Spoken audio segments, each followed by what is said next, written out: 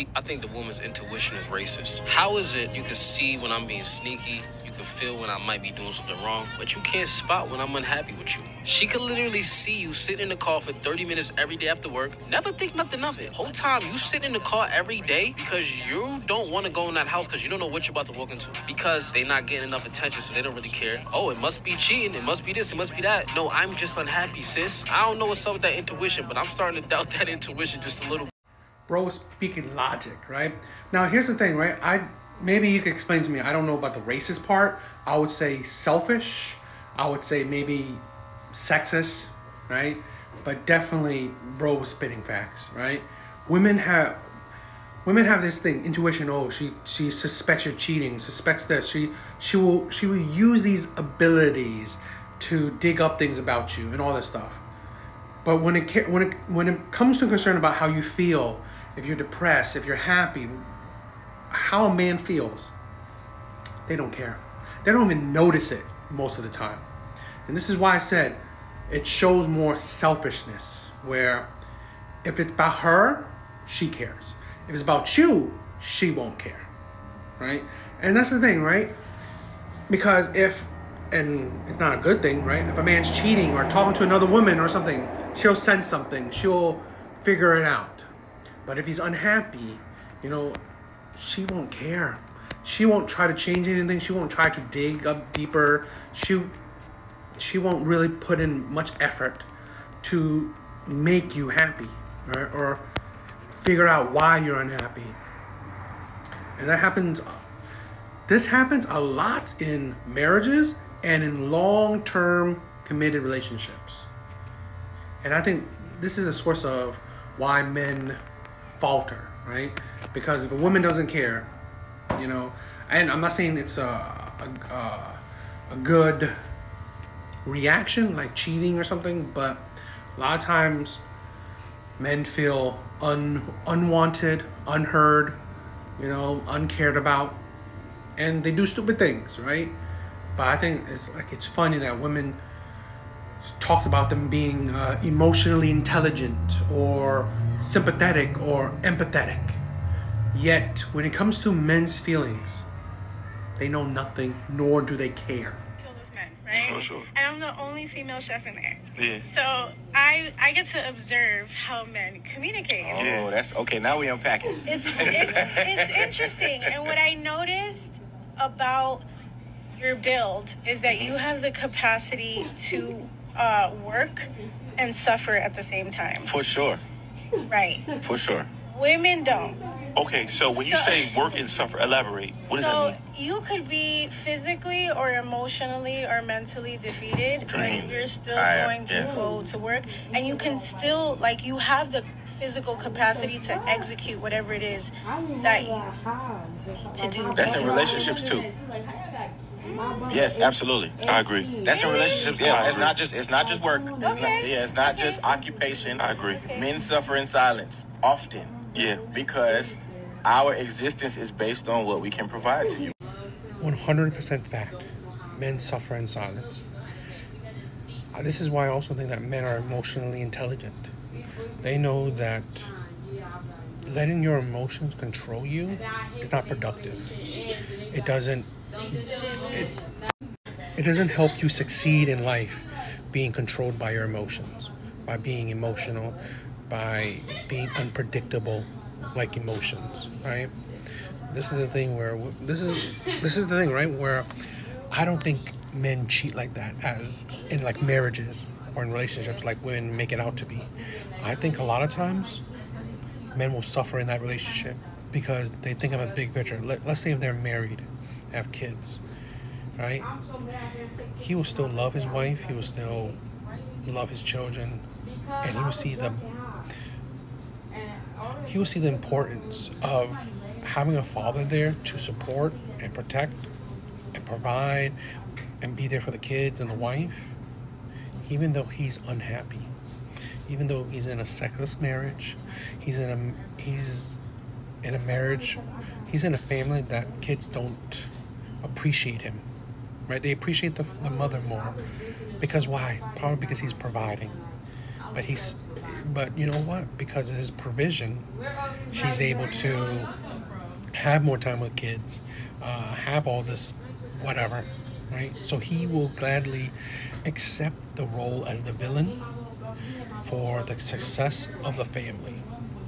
This is the thing where women never give men credit for, never see the sacrifice of men. They never do, right? Or rarely ever do. They will just think that, oh, he's a deadbeat dad, or he's never there. But in reality is that, you know what? He's sacrificing his body, his mental health, right? To take care of his family financially, because women always did put it down where he's not there enough. But if he is there enough,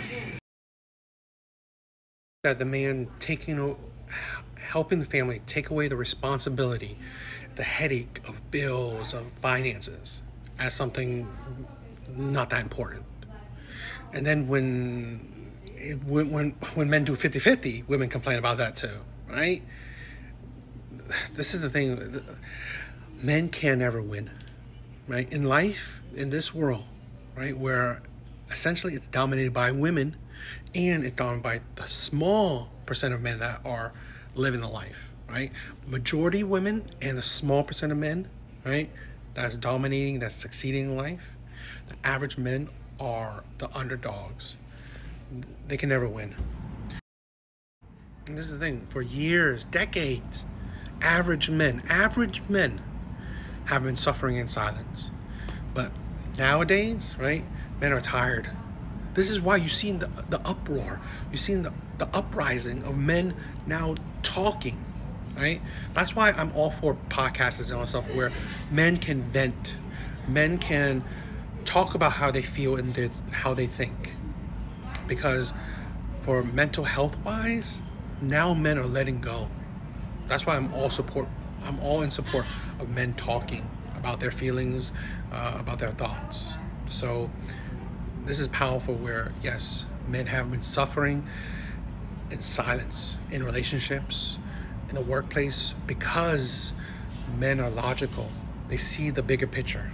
They know that if they're not gonna do the work, well, they're not providing, they're not protecting.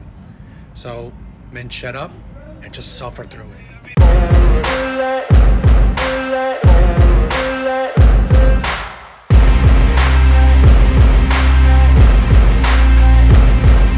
That women are their own worst enemy. You don't understand that now you are pretty much being used as just for your body. I was going to say something explicit, but that's not safe for social media. But now you are just used for sex. Okay? No good man in his right mind will be fine with being one of many men. And if he is, well, he's not that quality of a man. But women are fine with this. This is why women, why they're suffering. And this is why the past matters, because your actions show you what type of person you are in the future. And this is the thing where, why shouldn't your past matter? Because everything has consequences. So this is a young woman thinking, okay, let me have a bunch of men now. Right? Have a bunch of men use me, and I'll use a bunch of men. And then now possibly become a baby mama, or just trauma-filled, being used by men. And now I'm in my late 30s, and now I want a good man. Where are the good men? Men will see like, are you kidding me? You didn't care about before, now you do? Men will see this and even know this foolishness happens, and they will, if they have self-respect, they're not going to deal with it. They're not going to tolerate it. And this is the thing, right? Women are creating the dating market that they're suffering. Right now. I don't want to be with you anymore. And You want to be with Josh? I will find that out. Okay, Jackie. That is very hurtful. I'm just telling you, Marshall, that I just can't be with you. I can't. I would like the ring back because I don't think that you deserve it. Because you should never have accepted my proposal. Well, I'm gonna keep the ring because I accepted it because I wanted to marry you. Everything I told you in that pod was real. The insanity of women. Women collect engagement rings like they're Thanos. Any woman that think it's okay to keep an engagement ring after you are the one who broke it up, that is insanity. Because that engagement ring meant marriage. So really, it's crazy that you want to keep it.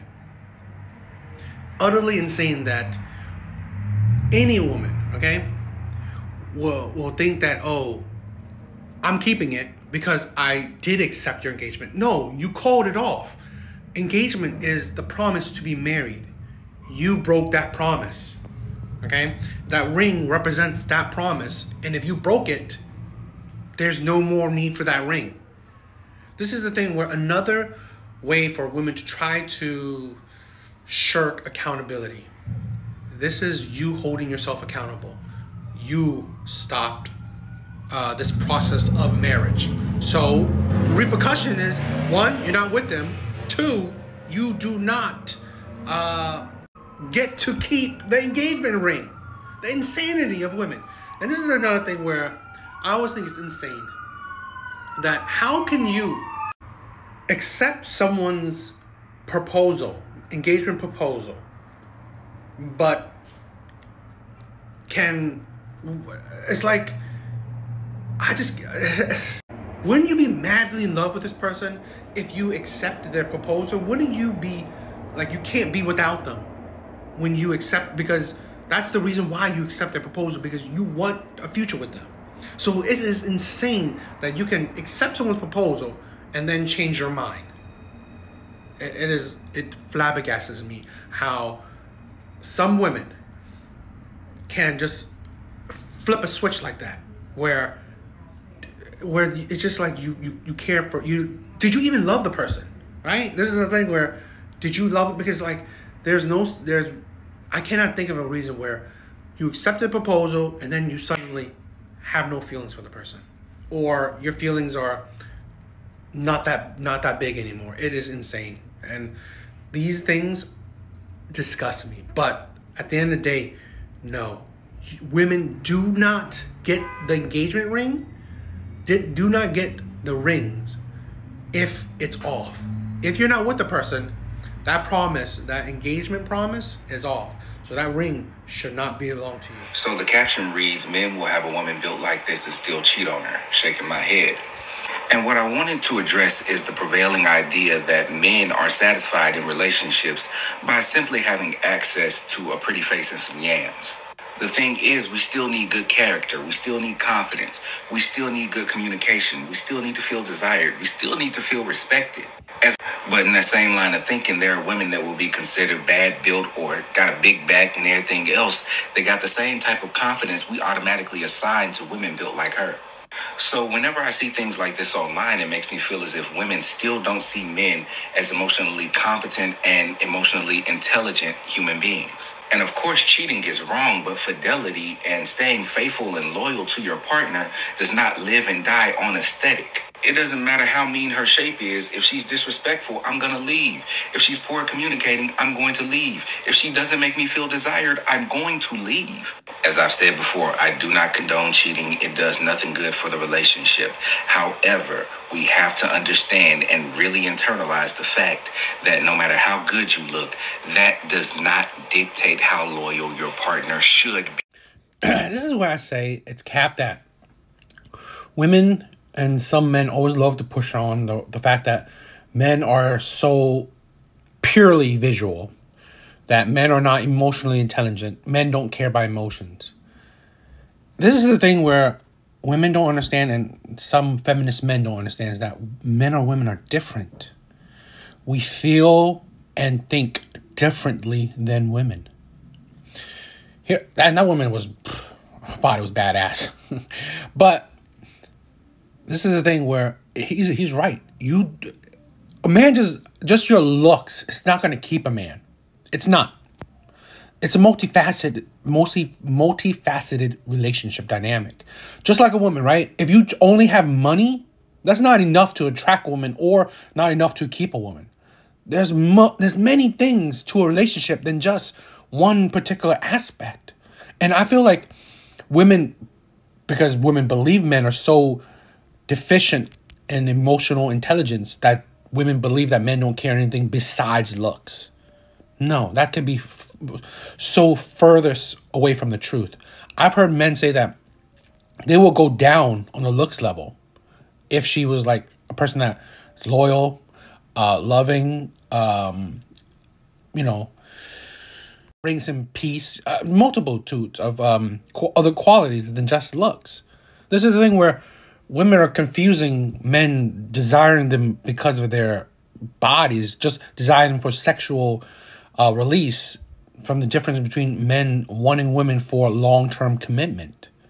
And this is the issue, that women seem to not grasp the difference that men know distincts, right? There's distinctly of, okay, what you fit for is just sexual release or, you know, long-term commitment. And just purely body alone, okay? That woman, most men would put her in the category of sex, of fun. That's it. So really, would it be surprised that they would cheat on her with another woman that maybe have an equally body or, you know, close to it? That'd be no surprise, because all you see is just a sexual object. That's it. Wow, you gotta think deeper. If you want to keep a man, you have to satisfy him more than just one level, your body. Just like if a man wants to keep a woman, he has to do more than just provide money. It seems like women can't think that, okay, there's more depth, you know, to a man, right? There's more to a man than just how you look. It's not everything. I mean, it's not just it. It should be one of the aspects. But sometimes we always think men are so simple-minded that that's it. And we surprise that they would do something different. This is the thing where we this is the stereotype that we pretty much put around, that men are so simple-minded, and it will always backfire on women.